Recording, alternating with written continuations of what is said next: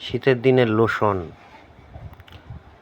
বাবা শুয়ে আছে আর মেয়ে তার নিজের হাতে তার বাবার পায়ে লোশন মেখে দিচ্ছে। মা তাকে ডিরেকশন দিচ্ছে কোথায় কিভাবে দিতে হবে। দেখুন, আবার কিন্তু সে কিন্তু ভাত খাচ্ছে, সে নিজের হাতে ভাত খেতে পারে না।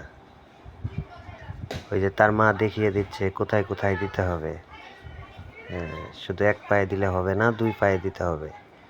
সে কিন্তু ভাত খাচ্ছে, নিজের হাত দিয়ে ভাত খাচ্ছে না, মা তাকে খাইয়ে দিচ্ছে, কিন্তু তার হাত দিয়ে সে তার বাবার পায়ে লোশন মেখে দিচ্ছে।